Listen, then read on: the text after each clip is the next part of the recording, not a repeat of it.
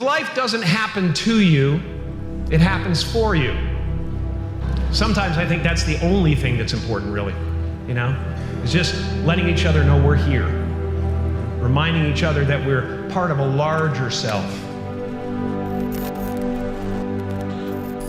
You are the vanguard of knowledge and consciousness, a new wave in a vast ocean of possibilities.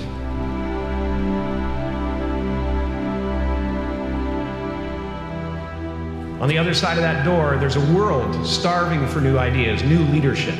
I've been out there for 30 years. It can be rough out there, but that's okay. Fear is going to be a player in your life, but you get to decide how much. You can spend your whole life imagining ghosts, worrying about the pathway to the future, but all there will ever be is what's happening here. And the decisions we make in this moment, which are based in either love or fear.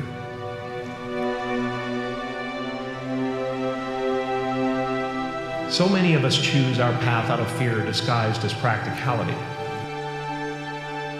What we really want seems impossibly out of reach and ridiculous to expect, so we never dare to ask the universe for it. I'm saying, I'm the proof that you can ask the universe for it.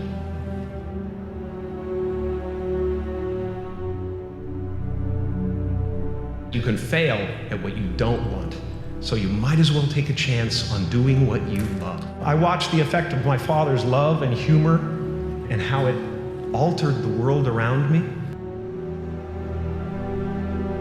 And I thought, that's something to do. That's something worth my time.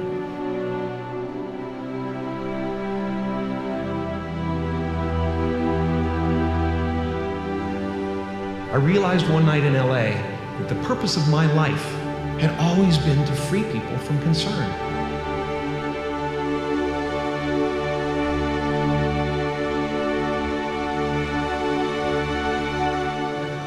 How will you serve the world? What do they need that your talent can provide? That's all you have to figure out. The effect you have on others is the most valuable currency there is. Don't let anything stand in the way of the light that shines through this form. Risk being seen in all of your glory. I've often said that I wished people could realize all their dreams in wealth and fame, and so that they could see that it's not where you're going to find your sense of completion. My soul is not contained within the limits of my body. My body is contained within the limitlessness of my soul. One unified field of nothing, dancing for no particular reason, except maybe to comfort and entertain itself.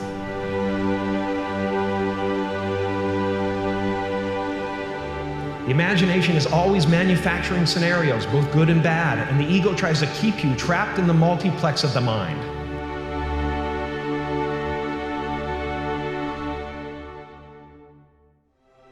Our eyes are not viewers, they are also projectors that are running a second story over the picture that we see in front of us all the time. Fear is writing that script, and the working title is, I'll Never Be Enough.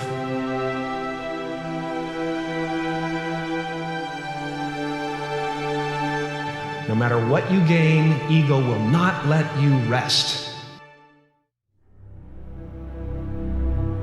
It will tell you that you cannot stop until you've left an indelible mark on the earth, until you've achieved immortality. Relax and dream up a good life. It's just about letting the universe know what you want and working toward it while letting go of how it comes to pass.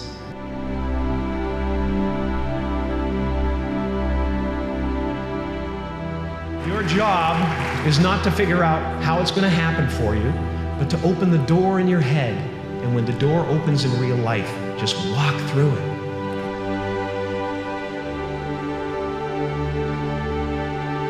And don't worry if you miss your cue, because there's always doors opening.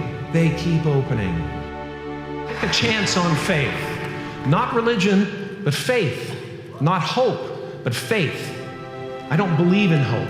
Hope is a beggar. Hope walks through the fire and faith leaps over it.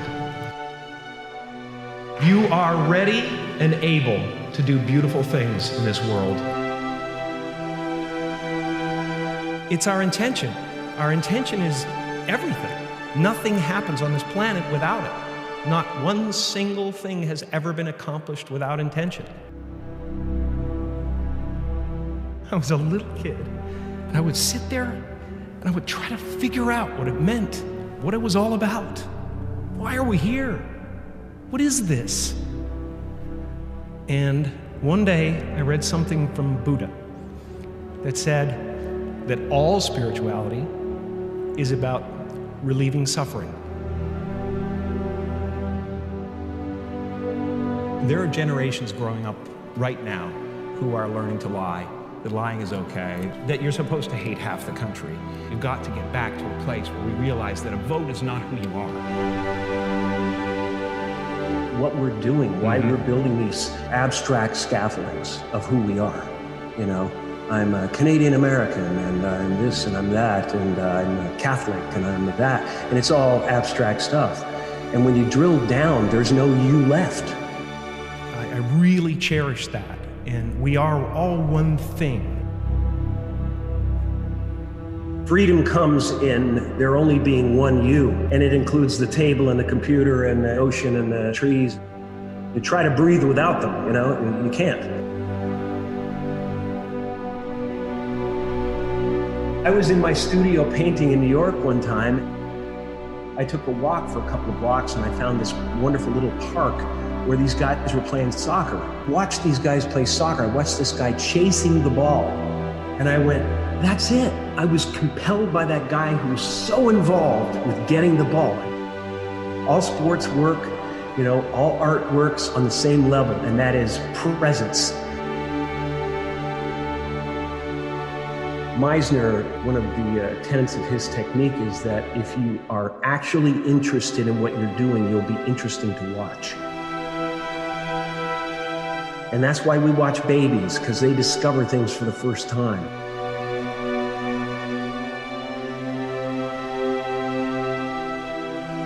No one gets through this life, it's too challenging and there's too much stuff coming at us. We don't have the bandwidth to handle it. We have to find ways to escape it.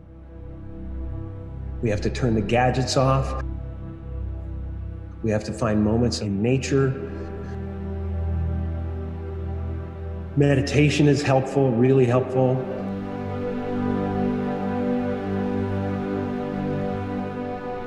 Anything that doesn't work out, I always think of as this is the way it was supposed to be. That's the way it was supposed to happen, because there's something bigger down the road.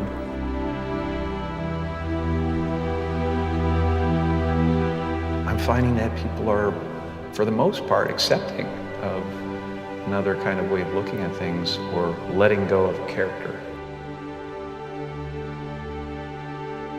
I do believe in manifestation and power of that kind of stuff, but I don't believe that any of it matters. You know, this mattering is, to me, a human construct, born out of a need. The same need as you have to have, you know, deities and things like that. I believe in an energy of God. Everything is divine.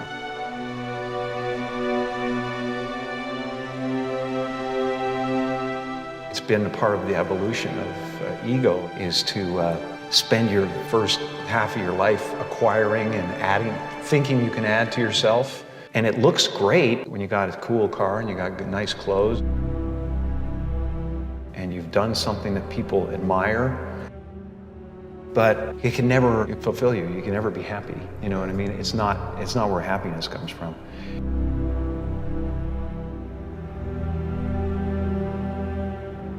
The feeling of wholeness is a different feeling than meanness. I don't exist. They're all characters that I played. I played the guy that was free from concern so that people who watched me would be free from concern.